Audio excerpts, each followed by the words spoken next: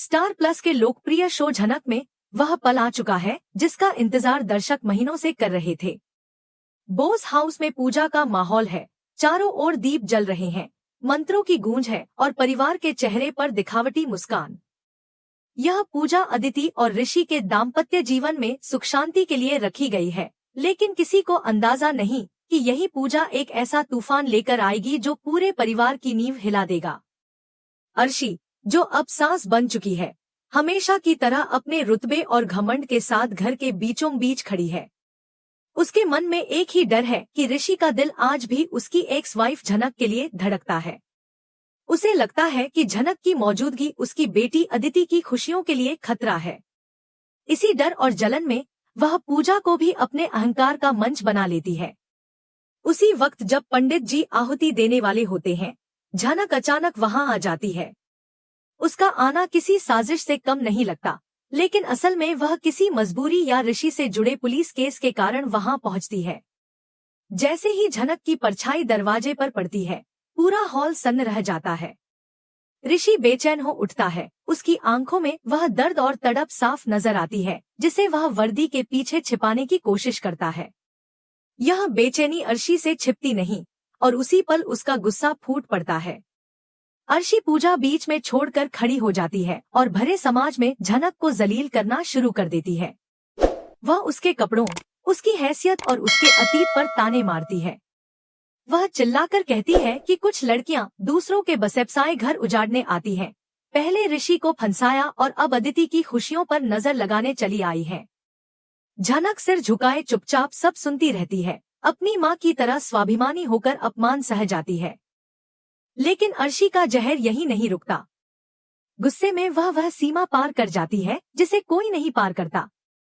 वह झनक की पैदाइश पर सवाल उठाती है और भरे समाज में चीख कर कह देती है कि यह लड़की नाजायज है, इसे नहीं पता इसका बाप कौन है। यह शब्द जैसे ही गूंजता है, पूरा घर कांप उठता है। यह सिर्फ झनक का अपमान नहीं होता, बल्कि उस रहस्य पर चोट होती है जिसे सालों से दबाकर रखा गया है।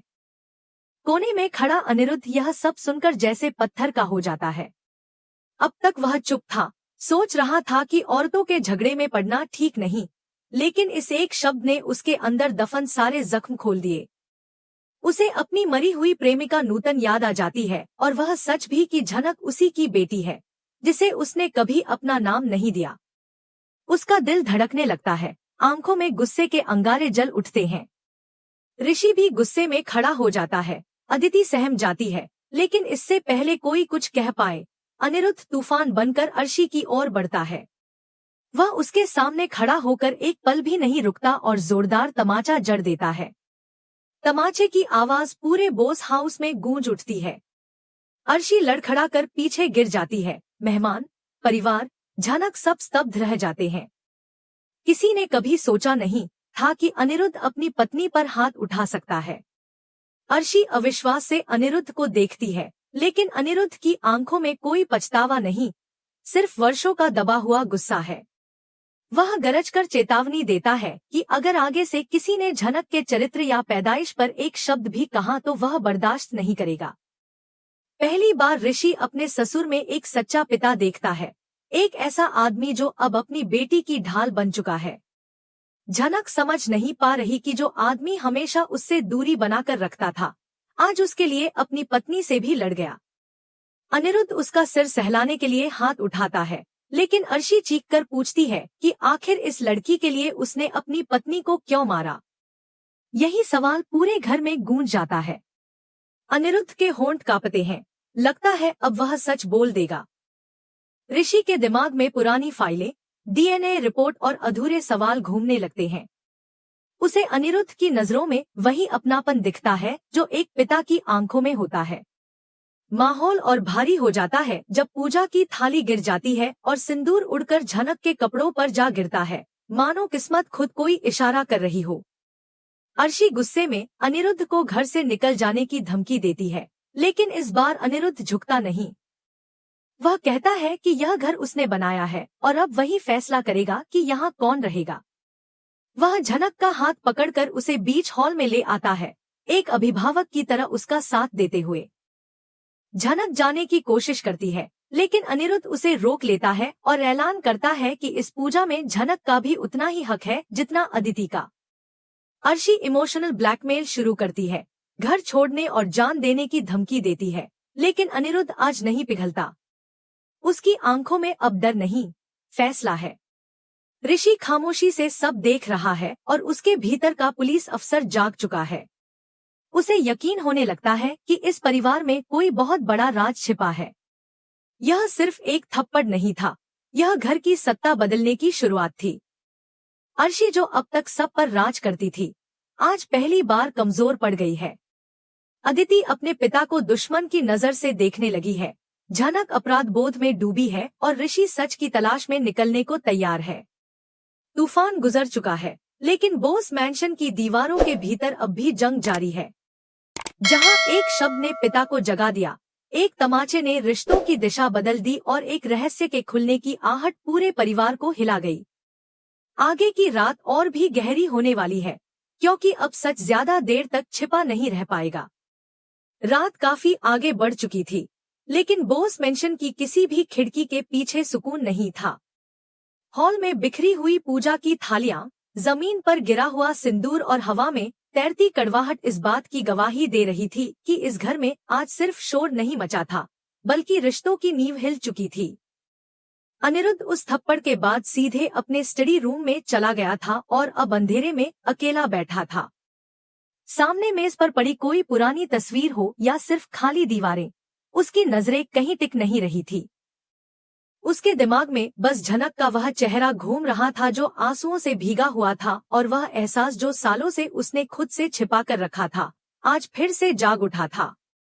दूसरी ओर अर्शी अपने कमरे में थी, लेकिन उसका रोना धीरे धीरे एक खतरनाक साजिश में बदल रहा था। अदिति उसकी गोद में बैठी थी और माँ की हर बात उसके दिल में जहर की तरह उतर रही थी। अर्शी बार बार यही दोहरा रही थी कि अनिरुद्ध ने एक बाहरी लड़की के लिए अपने परिवार को अपमानित कर दिया। उसे न बेटी की परवाह है न पत्नी की। गुस्से और चोट से भरी अदिति यह सब सच मान रही थी और उसके मन में अपने ही पिता के लिए नफरत पलने लगी थी। सबसे बेचैन था ऋषि। वह अपने कमरे में बिस्तर पर लेटा था, लेकिन आंखें बंद करते ही उसे पूजा के दौरान का हर पल याद आने लगता। अनिरुद्ध का वह भयानक गुस्सा, झनक का हाथ थामने का अधिकार भरा अंदाज और अर्शी के नाजायज कहते ही उसका बेकाबू हो जाना। ऋषि सोचने लगा कि आम हमदर्दी और खून के रिश्ते की तड़प में कितना फर्क होता है। उसे याद आया कि जब भी झनक मुसीबत में होती थी, अनिरुद्ध का रिएक्शन हमेशा जरूरत से ज्यादा होता था। यह सब संयोग नहीं हो सकता था। वह उठकर बैठ गया, पानी पीने के बहाने बाहर निकला और तभी उसने देखा कि अनिरुद्ध गेस्ट रूम से निकल रहा है। उसका माथा ठनका। रात के 2 बजे अपने ससुर को अपनी एक्स वाइफ के कमरे से निकलते देखकर पल भर के लिए उसके मन में एक गलत शक आया, लेकिन अगले ही पल उसने अनिरुद्ध की आंखों में देखा हुआ वात्सल्य याद किया और उस घटिया सोच को झटक दिया। वह चुपचाप अनिरुद्ध के पीछे पीछे चला। स्टडी रूम का दरवाजा अधखुला था। अंदर अनिरुद्ध एक पुरानी डायरी सीने से लगाए रो रहा था और बुदबुदा रहा था कि वह अपनी बेटी को उसका हक नहीं दिला पाया, कि वह कायर है। हमारी बेटी, ये 2 शब्द ऋषि के कानों में हथौड़े की तरह पड़े। उसका पूरा शरीर सुन्न हो गया। सब कुछ अचानक जुड़ने लगा। नूतन, झनक, अनिरुद्ध की बेचैनी, अर्शी की नफरत। अब उसे यकीन हो गया था कि झनक इस घर की वारिस है। भारी कदमों से वह वापस अपने कमरे में लौटा, सोती हुई अदिति को देखा और सोचकर कांप उठा कि जिस दिन यह सच उसके सामने आएगा, वह टूट जाएगी। सुबह हुई तो घर का सन्नाटा और डरावना था। नाश्ते की मेज पर कोई मुस्कान नहीं थी। अनिरुद्ध सामान्य बनने की कोशिश कर रहा था और उसने झनक को भी बुलवा लिया। जैसे ही झनक बैठने लगी, अदिति ने चिल्लाकर मना कर दिया। अनिरुद्ध ने पहली बार बेटी को डांटते हुए कहा कि वह अपने कमरे में खा सकती है। यह बात अदिति के दिल पर चोट की तरह लगी। ऋषि अब अनिरुद्ध की आंखों में नहीं देख पा रहा था। उसने नाश्ते के दौरान तीखा सवाल दागा कि झनक के पिता के नाम के कॉलम में क्या लिखा जाएगा। अनिरुद्ध समझ गया कि ऋषि कुछ जानता है। दोनों के बीच एक ठंडी जंग शुरू हो चुकी थी। तभी अर्शी कमरे से बाहर आई, लेकिन इस बार रोती नहीं, बल्कि अजीब सी मुस्कान के साथ। उसने सबको चौंकाते हुए कहा कि झनक की शादी करानी चाहिए। झनक सन्न रह गई। अनिरुद्ध को तुरंत शक हुआ, लेकिन अर्शी ने अपनी चाल चल दी थी। ऋषि ने जैसे ही लड़के की तस्वीर देखी, तुरंत पहचान लिया कि वह एक फ्रॉड है। उसने सबके सामने सच्चाई रख दी। अर्शी पकड़ी गई और अनिरुद्ध का गुस्सा फिर भड़क उठा। ऋषि ने ऐलान किया कि जब तक वह एसपी है, झनक की शादी का फैसला कोई और नहीं करेगा। अदिति रोती हुई चली गई और अर्शी उसके पीछे। अब हॉल में सिर्फ अनिरुद्ध और ऋषि थे। ऋषि ने सीधे सच उगल दिया कि उसने रात को सब सुन लिया है। अनिरुद्ध टूट गया, गिड़गिड़ाने लगा कि यह राज बाहर नहीं आना चाहिए। ऋषि ने उसे 24 घंटे का अल्टीमेटम दे दिया कि या तो वह खुद सच बताए या वह कानून के रास्ते से सच बाहर लाएगा। उधर झनक अपने कमरे में अनजान बैठी थी। यह नहीं जानती थी कि उसकी जिंदगी का सबसे बड़ा सच अब सामने आने वाला है। अर्शी किसी को फोन पर साजिश रच रही थी और उसके चेहरे पर खून उतर आया था। घर के हर कोने में एक तूफान पल रहा था और अगले 24 घंटे तय करने वाले थे कि यह परिवार बचेगा या हमेशा के लिए टूट जाएगा।